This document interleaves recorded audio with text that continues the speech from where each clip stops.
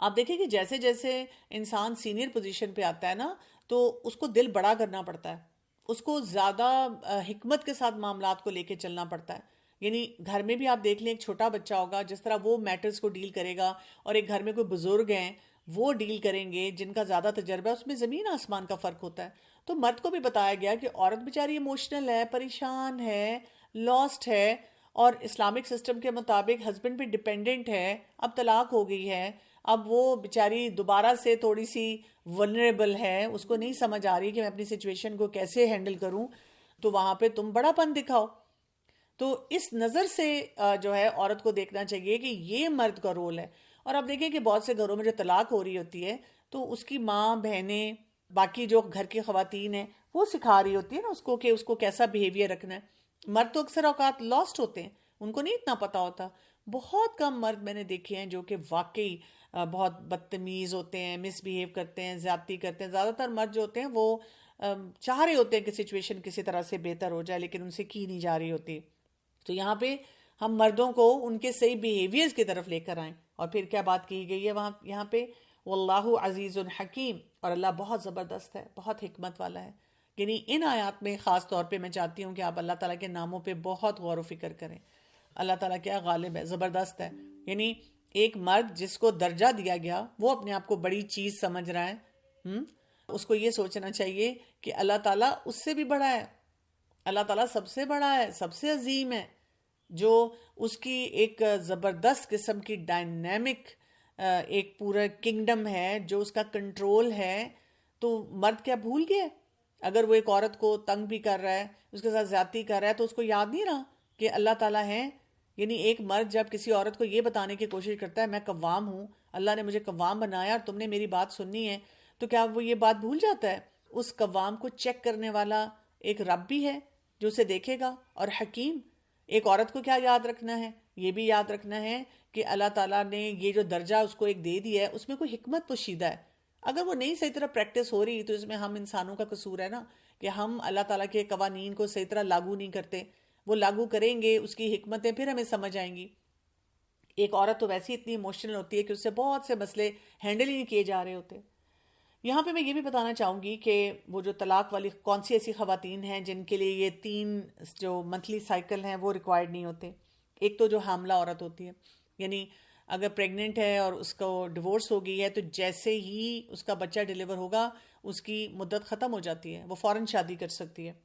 اسی طرح ایسی عورت جس کا صرف نکاح ہوا ہے، جیسے لیٹس سے کہ نکاح ہوا ہے اور وہ بہت دور رہتے ہیں، جو ہسبینڈ ہے آؤٹ آف سٹی ہیں یا آؤٹ آف کنٹری ہیں، اور کوئی پاسبلٹی نہیں کہ ان کی ملاقات ہوئی ہو، ایسی صورت میں اگر ان کا طلاق ہو جاتی ہے تو پھر اس میں بھی 3 سائیکل نہیں ہوتے ہیں. اور اسی طرح اگر لونڈی ہے، ان کی جو نکاح ہے اس میں بھی اگر طلاق ہوتی ہے تو اس میں بھی یہ 3 سائیکلز نہیں ہوتے ہیں. پھر یہ کہ کچھ ایسی بھی ہوتی ہیں، یعنی کہ اگر بہت ینگ ایج میں ہوگی جس کو ابھی سائیکلز ہوتے ہی نہیں ہیں، منتھلی سائیکل اس کا سٹارٹ ہی نہیں ہوا، یا تھوڑی اولڈر ایج میں چلی گئی ہے اور اس کی شادی ہوئی ہے، مینوپاز ہو چکا ہے اور اس کی طلاق ہو گئی ہے، یا ویسی کوئی ارریگولر اس قسم کا سائیکل اس کا چل رہا تھا، تو اس کی اوور آل پھر 3 منتھس کا جو ہے نا وہ ٹائم فریم جو لیا جائے گا، 3 سائیکلز نہیں لیے جائیں گے. تو یہ ان میں فرق آ جاتا ہے. اور اگر مزید کوئی ایسا مسئلہ کبھی کسی کو پیش آئے تو وہ کسی بھی عالم دین کے پاس جا کر وضاحت سے اپنا مسئلہ جو ہے وہ پوچھ سکتے ہیں. آیت نمبر 229 پہ آتے ہیں. الطلاق مرتان، طلاق 2 بار ہے. یہ جو میں نے آپ کو بتایا نا کہ 2 طلاقیں جو ہوں گی وہ طلاقیں رجعی ہیں، ان میں رجوع کیا جا سکتا ہے، اور ان کا ذکر یہاں پہ کیا جا رہا ہے. اب یہاں پہ سوال آ جاتا ہے کہ جی کیا 3 اکٹھی طلاقیں ہو سکتی ہیں؟ طلاق طلاق طلاق جیسی ٹی وی ڈراموں میں دکھایا جاتا ہے. اب کیونکہ انہوں نے تو وہ ڈرامہ چلانا ہے نا پورا، اور انہوں نے سٹوری کو آگے لے کے چلنا ہے، اس وجہ سے وہ فوراً طلاق دیں گے اور آگے سٹوری کو چلائیں گے. لیکن کچھ ایسے اسکول آف تھاٹس ہیں جو کہتے ہیں کہ اگر ایک سٹنگ میں 3 دفعہ طلاق دی تو وہ طلاق ہو جاتی ہے. اور کچھ اسکول آف تھاٹ کہتے ہیں کہ نہیں، قرآن میں جس طرح بتایا گیا ہے کہ یہ چانسز زیادہ دینے چاہیے تاکہ وہ مسئلہ حل ہونے کی طرف آئے، ایک دم سے نہ کٹ جائے. یہ اب آپ کے اوپر ہے کہ آپ کس کو دیکھتے ہیں، کس کو فالو کرتے ہیں، کس فقہ کو، اور آپ پھر کسی اسکالر کے پاس جا کر ڈیٹیلڈ مسئلہ بتا کر پوچھ سکتے ہیں. مجھے بھی ہر دوسرے چوتھے دن کسی نہ کسی کا ایسا کمپلیکیٹڈ سوال آ جاتا ہے کہ جی یہ ہوا وہ ہوا، تو میں ان سب کو سمجھاتی ہوں کہ دیکھیں اس قسم کے سوالات آپ مجھ سے نہ پوچھیں، میں تو خود اسٹوڈنٹ آف قرآن ہوں. یہ سوال آپ کو کسی اسکالر سے پوچھنا چاہیے، اور خاص طور پہ جو مفتی ہوتے ہیں جن کا یہ فقہ کے اوپر بہت زیادہ عبور ہوتا ہے، وہ آپ کو ڈیٹیل میں سارا کچھ پوچھ کے پھر اس کے مطابق گائیڈ کر سکتے ہیں. لیکن ہمیں جنرل پرنسپل بہت اچھی طرح سے پتہ ہونے چاہیے. تو پھر یہاں پر کیا بات کی جا رہی ہے؟ الطلاق مرتان فامساکم بمعروف او تسریح باحسان. پھر روک لینا ہے ساتھ بھلے طریقے کے، یا رخصت کر دینا ہے احسان کے ساتھ. سبحان اللہ. اب دیکھیں طلاق کا معاملہ ہے، طلاق کے معاملے میں کیا کہا ہے؟ اگر روکنا ہے تو پھر بھی کیا، اس لیے نہیں روکنا ہے کہ اس کو مزہ چکھاؤں، اس کو سیدھا کروں. یہ اپنے آپ کو بڑی چیز سمجھتی ہے، اسے لگ بتا جائے گا.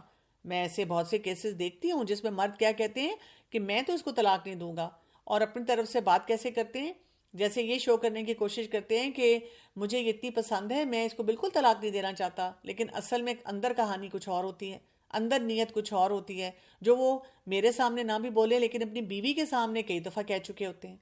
تو اگر روکنا ہے تو بھلے طریقے کے ساتھ. یعنی آپ دیکھیں نا کہ فرض کریں آپ کے بہت تعلقات خراب تھے، آپ کو آلریڈی احساس تھا کہ بھئی مسئلے بہت چل رہے تھے، اب آپ کو لگتا ہے کہ جی ان مسئلوں کو ٹھیک کرنے کے لیے ہم دوبارہ سے ایک چانس دیتے ہیں اپنی شادی کو. تو آپ جب روک رہے ہیں تو یہ نہیں ہوگا کہ ایک دم سے دوسرا سپاؤس چینج ہو جائے گا. ابھی اس کی پرسنالٹی ویسی رہے گی. آپ کو سوچنا ہے کہ if I'm accepting back this spouse، تو میں نے پھر اس کے ساتھ ڈیل کیسے کرنا ہے. یعنی فرض کریں خرچے کے اوپر لڑائی ہے، اب آپ روک رہے ہیں کہ نہیں نہیں نہیں آئندہ ایسا نہیں ہوگا، تو پھر کوئی طریقہ نکالیں نا کہ خرچہ آپ اس کا بڑھائیں یا اس کو آرگنائز طریقے سے دیں. چیخنا چلانا بہت ہے، لڑائی جھگڑا بہت ہے، تو اگین کچھ نہ کچھ ایسا کام کریں نا کہ وہ لڑائی جھگڑا کم ہو. تو معروف طریقے پہ آنے کے لیے پھر اپنے آپ کو اسکلفل بنانا پڑے گا. آؤ تسریح بھی احسان، یا رخصت کر دینا احسان کے ساتھ. یعنی وہ رخصتی کیسی ہونی چاہیے؟ یہ رخصتی تو صرف شادیوں میں ہوتی ہے، جس میں جناب قرآن کے نیچے سے گزارا جاتا ہے، اور بڑا جی وہ کارپٹ ہے اور بہت جی پروٹوکول ہے اور بڑا جی سب گلے لگ لگ کے کر رہے ہیں. لیکن جب طلاق ہوتی ہے تو دھکے مار کے بھی نکال دیا جاتا ہے. مجھے ایک دفعہ اپنی کسی ایک جاننے والی کا کسی اور نے بتایا، انہوں نے خود تو کبھی ذکر نہیں کیا کہ ان کے بہت لڑائی جھگڑے تھے. تو ایک دفعہ آپ سوچیں کہ اس کے ان لاز نے اتنی لڑائی جھگڑا کیا اور اس کو جا کر اس کے گھر کے باہر پھینک آئے. اس کے سوچیں کہ صبح اس کے فادر نے گیٹ کھولا تو آگے ان کی بیٹی بے ہوش پڑی ہوئی تھی.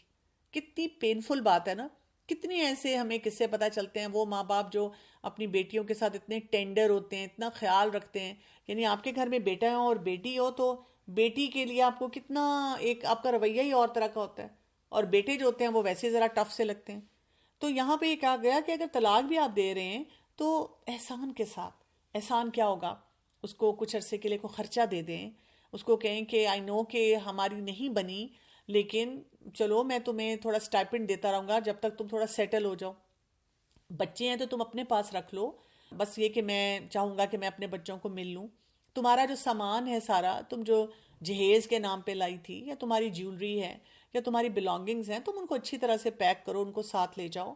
باقی گھر والوں کو کہا کہ نہیں ٹھیک ہے ہمارے آپس میں تعلقات اچھے نہیں تھے، لیکن پلیز آپ کوئی نیم کالنگ نہ کریں، کوئی ٹیگ نہ لگائیں، اور کوئی ارد گرد کے لوگ پوچھیں آپ سے کیا ہوا تھا، کیا بات تھی، اس میں بھی آپ خاموش رہیں. احسان کا رویہ. اب دیکھیں اگر اس طرح طلاقیں ہونا شروع ہو جائیں تو معاملات کتنے بہتر ہو جائیں. یعنی ایک تو ہم شیطان کو ویسی طلاق کے نام پہ خوش کر رہے ہیں، طلاق in it self is a difficult procedure, لیکن ہم نے اس میں اور اس طرح کے ایلیمنٹس ڈال کے کتنی مشکلات اپنے لیے پیدا کی ہوئی ہیں. پھر کیا کہا گیا؟ وَلَا يَحِلُّ لَكُمْ أَن تَأْخُذُوا مِمَّا آتَيْتُمُوهُنَّ شَيْئًا إِلَّا أَن يَخَافَا أَلَّا يُقِيمَا حُدُودَ اللَّهِ.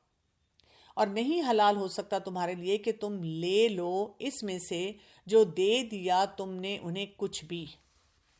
یہ مرد کو بتایا جا رہا، جو کچھ بھی تم نے اس خاتون کو دے دیا واپس نہیں لو، کیونکہ مرد کے اوپر ذمہ داری ہوتی ہے نا کہ وہ عورت کو سب کچھ پرووائڈ کر رہا ہے. اب آپ نے پہلے جی پیار محبت نے کہا یہ بھی تمہارا، یہ بھی تمہارا، یہ بھی تمہارا، اور اب جب طلاق ہوئی تو آپ نے سب کچھ رکھ لیا، بلکہ لڑکی کی چیزیں بھی رکھ لی اور کہا کہ جی ہمیں تو نہیں پتا، کچھ بھی نہیں ہے.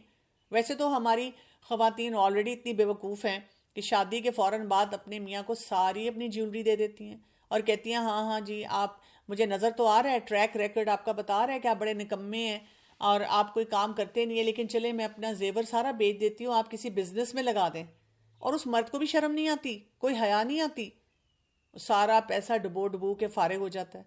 یعنی کتنے ایسے کیسز ہمیں نظر آتے ہیں. تو یہ حلال نہیں ہے کہ جو کچھ دیا ہوا ہو اس کو واپس لیا جائے. خاتون نے بھی اگر کوئی تحفے کے طور پہ دیا چیز تو بس دے دیے، جو دے دیا وہ دے دیا. لیکن یہ کہ جو چیز مرد دیتا ہے اس عورت کو عزت کے ساتھ وہ دے دے اور اس معاملے کو ختم کرے. اور یہاں پہ آپ دیکھیں کیا کہا گیا، مگر یہ کہ وہ دونوں ڈریں کہ نہ وہ دونوں قائم رکھ سکیں گے اللہ کی حدود کو. یہاں پہ اللہ کی حدود کی بات ہو رہی ہے. ان کو فکر ہونی چاہیے کہ یہ نہ ہو ہم سے کوئی اللہ کی جو حد ہے، اللہ نے جو قائم کیا وہ ٹوٹ جائے. فَإِنْ خِفْتُمْ، پھر اگر خوف کھاؤ تم، اللہ یقیما حدود اللہ، کہ نہ وہ دونوں قائم رکھ سکیں گے اللہ کی حدود کو. دوبارہ ایک قسم کا ریمائنڈر دیا جا رہا ہے، دوبارہ یہ بات بتائی جا رہی ہے کہ تمہیں ڈرنا چاہیے اس بات سے کہ تم ایسا کوئی فیصلہ کرو.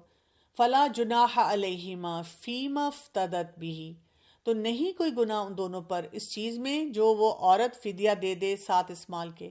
یعنی اب مرد کہہ رہا ہے اس کو جو کچھ تم لے کے جانا چاہتی ہو پلیز لے جاؤ، مجھے کوئی اعتراض نہیں ہے، سب کچھ لے جاؤ. اور وہ عورت کہتی ہے کہ نہیں یہ کچھ چیزیں جو ہیں میں چھوڑ رہی ہوں، چلیں چھوڑیں، یہ میں فریج نہیں لے جانا چاہ رہی، یہ جو کچھ اور دو تین چیزیں ہیں یہ نہیں میں لے کے جانا چاہ رہی. جب وہ اس طرح سے وہ بات کرتی ہے میں یہ چیز نہیں لے جانا چاہ رہی، تو ٹھیک ہے، اس نے اگر دے دیا اس نے بھی چھوڑ دیا. تو یہاں پہ جو اصل بات بتائی جا رہی ہے it's about a one one. دونوں کے اندر یہ ایک فیلنگ ہو کہ ہم ایک دوسرے کا احساس کر رہے ہیں. یعنی مرد سب کچھ دینے کے لیے تیار ہو، بلکہ زیادہ بونس بھی دے کہ تم یہ بھی لے لو، اور عورت جو ہے وہ بھی کہتی ہے کہ نہیں میں کچھ چیزیں چھوڑنے کے لیے تیار ہوں. اور پھر کیا بات دوبارہ بتائی گئی، تلک حدود اللہ فلا تعتدوها. کتنی امپورٹنٹ بات ہے، تلک حدود اللہ، یہ حدیں ہیں اللہ کی، فلا تعتدوها، اور نہ تم تجاوز کرو ان سے. یعنی یہ ہم یہاں نہ کہیں کہ ہمارا ٹرائبل سسٹم ایسا ہے، ہمارا تو خاندان ایسا ہے، ہم تو اس کو سیدھا کر دیں گے، ہم تو اس کو چھوڑیں گے نہیں، دیکھنا میں کیسے بدلہ لیتی ہوں. نہیں، ایسے نہیں ہے. الزام لگاتی ہوں. میں ایسی خواتین کو بھی جانتی ہوں جنہوں نے فضول کی ایلیگیشنز ہسبینڈ پہ لگائی ہوئی ہیں، کیونکہ اب وہ پہلے تو تھا نا کہ مرد ہی الزام لگاتا تھا، اب خواتین بھی اتنا وہ معاشرہ اوپن ہو چکا ہے، ہر طرح کے الزامات لگا کر جو مرضی کہہ دیں، اس نے میری یہ چیز رکھ لی، یہ چیز رکھ لی. اصل تو اللہ تعالیٰ کے سامنے ان کو پتہ نا کہ ہم سچ بول رہے ہیں غلط بول رہے ہیں، باقی لوگ تو کئی دفعہ اندازہ نہیں لگا پاتے. پھر اس لیے کہا گیا آگے، اور جو کوئی تجاوز کرے گا اللہ کی حدود سے فَأُولَئِكَ هُمُ الظَّالِمُونَ، تو یہی وہ لوگ ہیں جو کہ ظالم ہیں. بار بار آپ دیکھیں اس آیت میں 3 دفعہ اللہ کی حدود کا ذکر آیا. یعنی ایک اپنی باؤنڈری جو ہے نا اس کو انڈرسٹینڈ کرنا بڑا ضروری ہے. اب جس انسان نے اپنی عام زندگی میں کبھی کوئی باؤنڈری نہیں سیٹ کی کسی کے ساتھ، رشتوں کی نزاکت کو نہیں سمجھا، اور اب وہ مسئلہ ویسے ہی گھمبیر ہو گیا، تو اب آپ مجھے بتائیں اب اس نے کہاں کوئی کام کرنا ہے، اب تو ویسے ہی اس کے لیے زندگی مشکل ہے. تو ظلم کی یہاں بات کی گئی، تو ایک تو ظلم یہ ہوتا ہے نا کہ اللہ تعالیٰ کی نافرمانی یہاں پہ کتنی ہو رہی ہے، اس کو اللہ تعالیٰ ظلم کہہ رہے ہیں نا. اللہ تعالیٰ ایک اور سسٹم بتا رہے ہیں، ایک اور طریقہ بتا رہے ہیں، رکنے کے لیے اچھا طریقہ، جانے کے لیے اچھا طریقہ.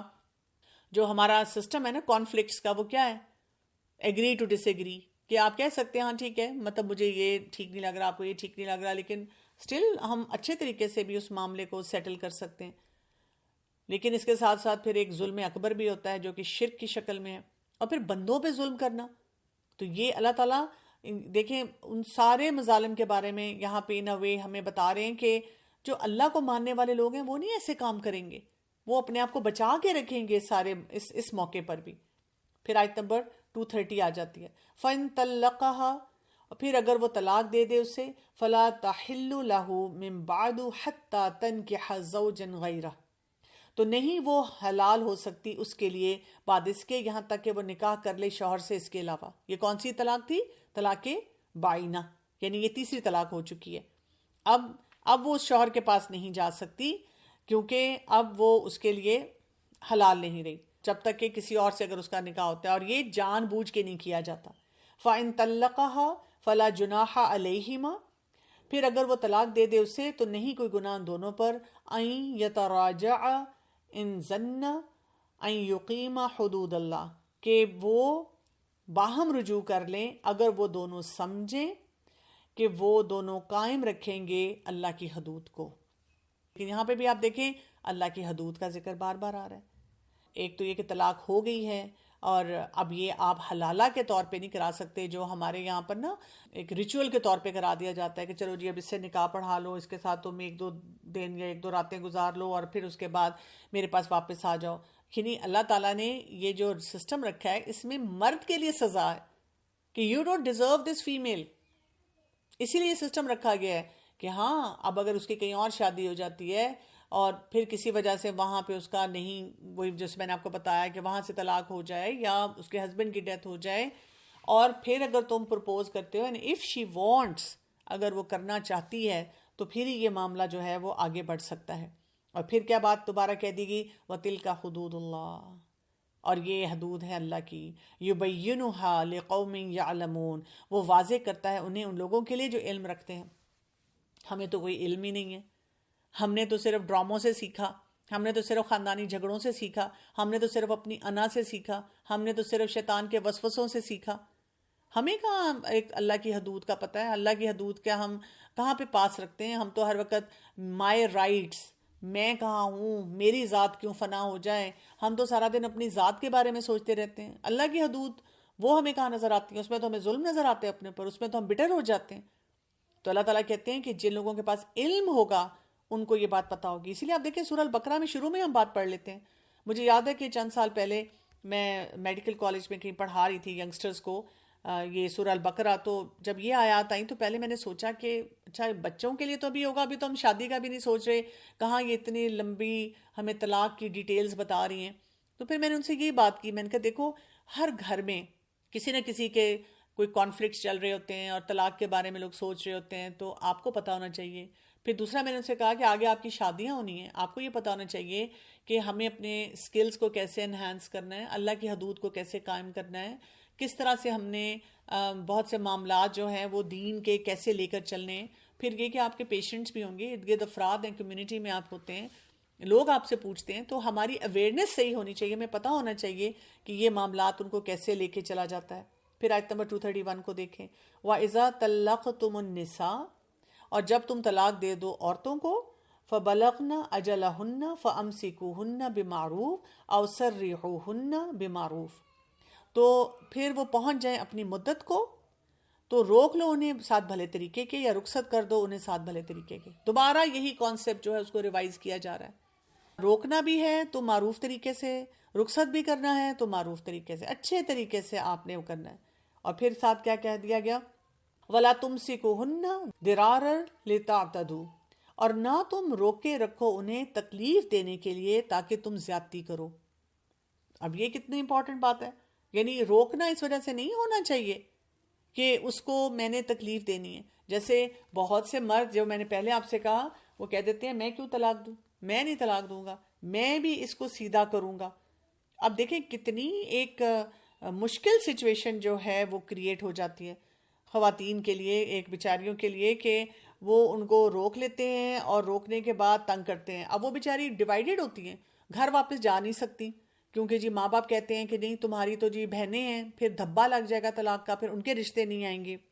پھر اسی طرح سے کئی دفعہ بھائی بھابھی وہ سپورٹیو نہیں ہوتے، تو ماں باپ ہی کہتے ہیں بیٹا کسی طرح سے بھی گزارا کرو، بس اپنا گھر بسانے کی کوشش کرو.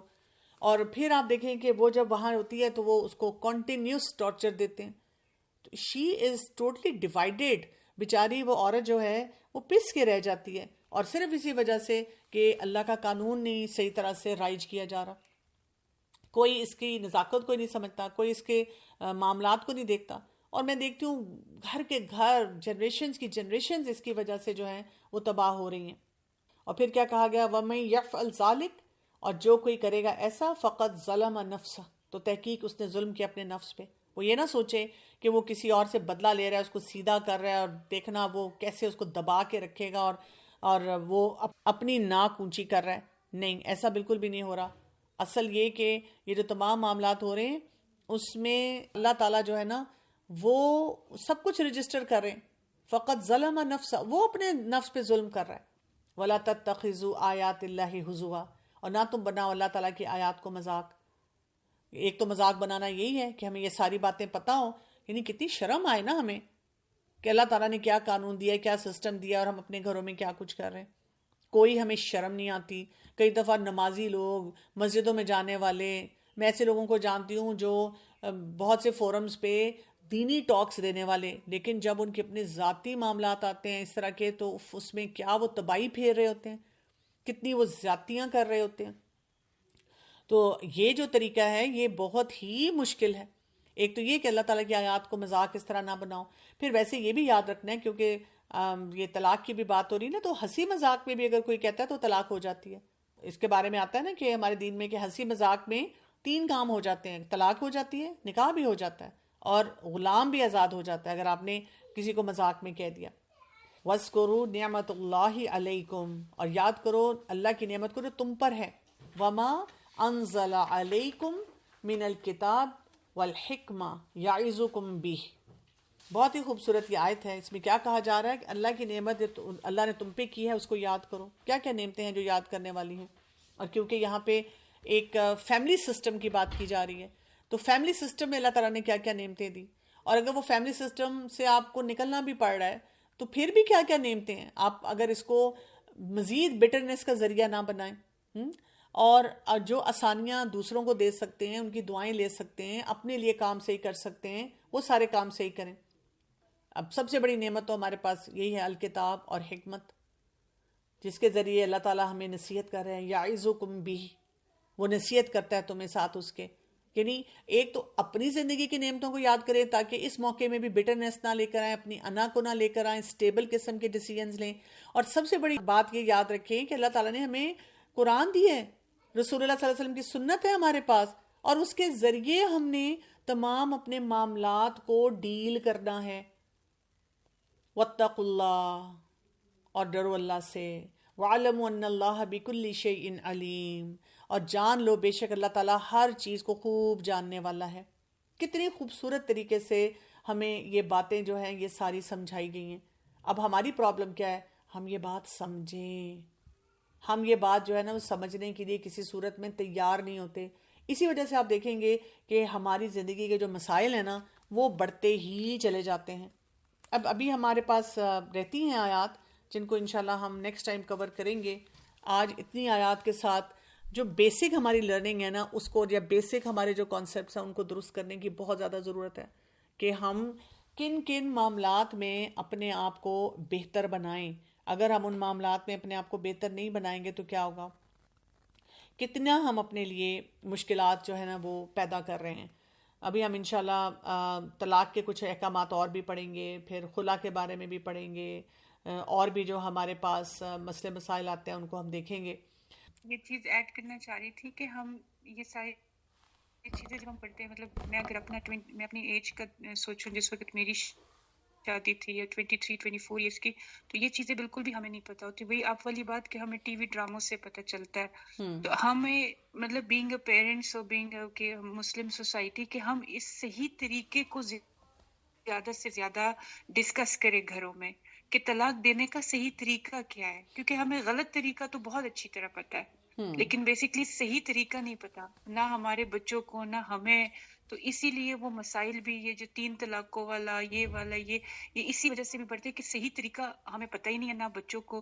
تو وہ غلط چیز جب بڑھتی جاتی ہے معاشرے میں تو وہ صحیح طریقہ پھر مطلب چپ جاتا ہے اس میں. تو یہ ایک چیز مطلب جو میں نے ابھی سیکھا، اور پہلے بھی جب میں نے پڑھا تھا، تو کہ ہمیں اس چیز پہ بہت زیادہ فوکس ہونا چاہیے کہ ہم اپنے بچوں کو اپنے فیملیز میں، اپنے سراؤنڈنگز میں جہاں ہمارا پہنچ سکتے ہیں، ہمارے سے ہو سکتی ہے، تو ہم یہ طلاق کا دینے کا صحیح طریقہ بتایا جائے، لڑکوں کو بھی لڑکیوں کو بھی. جی بالکل آپ صحیح کہہ رہی ہیں. اور آپ کو پتہ ہے اس کا صحیح طریقہ کیا ہے؟ اس کا یہ طریقہ ہے کہ آپ دیکھیں ہر گھر میں بہن بھائی لڑتے ہیں آپس میں نا، سبلنگ رائیولری، یعنی بچپن سے 3 سال 4 سال کی عمر سے لڑنا شروع کر دیتے ہیں. اور میں اکثر ماؤں کو دیکھتی ہوں وہ کہتی ہیں میں تو پاگل ہو گئی ہوں کہ لڑائیوں میں مجھے نہیں سمجھ آ رہی میں کیا کروں. آپ اس وقت ان کو ہیلدی طریقے سے کانفلکٹس کو ڈیل کرنا سکھائیں کہ جب کہیں پہ بھی اختلافات ہوتے ہیں تو ہم کیا کرتے ہیں، اور اگر کہیں پہ ہمیں اختلافات ہم سے مینج نہ ہو رہے ہوں تو ہم کیسے الگ ہوتے ہیں. پھر بچے ٹین ایج میں آتے ہیں تب بھی بہن بھائی آپس میں لڑتے ہیں، ان کے فرینڈز کے ساتھ ان کے جھگڑے ہوتے ہیں. ان کو ہیلدی طریقے سے یہی والی باتیں، معروف طریقہ، احسان کا رویہ، دوسرے کے رائٹس دے دینا، چیزیں جو دی ہوئی ہیں کسی سے نہ لینا. بہن بھائی بھی تو یہ کرتے ہیں، پھر میری وہ ساری چیزیں دے دو جو میں نے تمہیں دی تھیں، وہ ساری واپس کروانا. یعنی یہ سارا رویہ جو ہے نا ہم ان کے ساتھ رکھیں، اور پھر آگے بڑھ کے جب تک ان کی شادی ہوگی نا وہ بڑے ویل پریپیئرڈ ہوں گے کہ کانفلکٹس کو اچھے طریقے سے کیسے ڈیل کرنا ہے۔ سڑک پہ آپ دیکھیں ہم کسی کو چھوڑتے نہیں ہیں، ذرا سی گاڑی لگ جائے تو کیا ہوتا ہے، ہم کہتے ہیں کہ جی دیں مجھے اتنا اتنا خرچہ دیں۔ میرے اپنے ساتھ ایک دو دفعہ ایسے ہوا ہے، معافی بھی مانگ لی اور لگی بھی اتنی نہیں، لیکن اس نے کہا نہیں اتنا دیں، اتنا اس نے ہمیں پورا دن خوار کیا، اور پیسے ہارڈلی کوئی 3-4 ہزار لگے، جو کہ وہ شخص اس سے زیادہ افورڈ کر سکتا تھا، لیکن کیونکہ مائنڈ سیٹ یہ تھا کہ جی اگر کسی سے گاڑی لگ گئی ہے تو میں نے ان کو چھوڑنا نہیں ہے نا، میں نے ان کو تباہ کر کے رکھنا ہے۔ تو ہم ذرا ذرا سی بات پہ بھی کسی شخص کو چھوڑنے کے لیے تیار نہیں ہوتے۔ اگر ہم اپنا مزاج یہ بنا لیں نا، دل بڑے کر لیں، پھر ہم آگے بڑھیں، تو پھر یہ کہ شادی کے معاملات اور پھر آگے طلاق کے معاملات وہ بھی ہم لوگوں کو اویئرنیس دیں۔ لیکن اگر بچپن سے ہم نے بچوں کو کبھی کانفلکٹس کو صحیح طرح مینج کرنا سکھایا ہی نہیں، ایک دوسرے کو سپیس دینا نہیں سکھایا، اور بچے کیا دیکھ رہے ہیں، ایک ماں گھر میں بیٹھی ہوئی ہے، وہ اپنے سسرال والوں کو سپیس نہیں دیتی، سپیس دیتی ہے تو زیادہ ہی سپیس دے دیتی ہے، خود جو ہے وہ سفرنگ میں چلی جاتی ہے۔ اسی طرح سے باپ اور ماں میں کتنے جھگڑے ہو رہے ہیں، ان کو ہیلدی طریقے سے کانفلکٹس کو نہیں مینج کرنا آتا، تو پورے معاشرے کو بدلنا پڑے گا اس سارے مسئلے کو حل کرنے کے لیے۔ میم وعلیکم میں السلام۔ ایک کوشچن کرنا چاہ رہی تھی کہ میری ایک ریلیٹیو ہے، ان کو ڈائیورس ہوئی، لیکن مطلب شادی کے 6 منتھ کے بعد ہی وہ مطلب ناراض ہو کے ایک قسم کا نا آ گئی گھر پہ، لیکن اسی اکارڈنگ ان کو ڈائیورس ہو گئی اور اس کے بعد وہ واپس نہیں کی، جیسے آپ نے ابھی اس میں ایکسپلین کیا کہ بھی 3 منتھ کی عدت کو پورے کر کے تو پھر اگر نہیں ہوتا تو پھر آپ جا سکتے ہیں، تو وہ تو مطلب 6 منتھ کے بعد دوبارہ گئی ہی نہیں سرے سے ہی، اور اسی میں ان کو 3 ڈائیورس ہو گئی اور ان کا مطلب سیپریشن ہو گیا۔ اگر ایسا کوئی بھی معاملہ ہوتا ہے نا اور اس میں کوئی مزید کلیئرٹی چاہیے ہوتی ہے، جس سے میں پہلے کہہ رہی تھی نا کہ پھر ان کو کسی اسکالر مفتی کے پاس جا کے پوچھنا چاہیے کہ اس معاملے کو ہم کیسے لے کے چل سکتے ہیں، یا یہ کہ اس میں کیا کیا اصلاح کی چیز تھی، یا آئندہ کے لیے اگر ہمارے سامنے کوئی ایسا کیس آتا ہے تو اس میں ہمیں کن چیزوں سے اپنے آپ کو بچانا چاہیے، ڈیفینیٹلی دیکھ لینا چاہیے۔ میں آپ سب کو یہی دعوت دوں گی کہ انشاءاللہ ایک تو یہ کہ جب میں اس کی ساؤنڈ فائل شیئر کروں گی، آپ لوگ گروپس میں ہیں تو وہاں پر آپ ضرور جو ہے سب لوگوں کے ساتھ شیئر کریں اس کو، اوور آل بھی یہ کانسیپٹ شیئر کریں، آیات ہیں لوگوں کو کہا کریں پڑھیں۔ میں تو جتنے بھی کپل جب بھی لڑ رہے ہوں میں ان کو کہتی ہوں آپ سورہ البقرہ کھولیں اور یہ والی آیات جو ہیں خاص طور پہ پڑھیں، کسی اسکالر کو سنیں، تاکہ آپ کو پتہ چلے کہ آپ نے ان معاملات کو کیسے سمیٹنا ہے۔ تو اللہ تعالیٰ ہماری مدد فرمائے۔ سبحانک اللہم و بحمدک، اشہد ان لا الہ الا انت، استغفرک و اتوب الیک۔ السلام علیکم ورحمۃ اللہ وبرکاتہ۔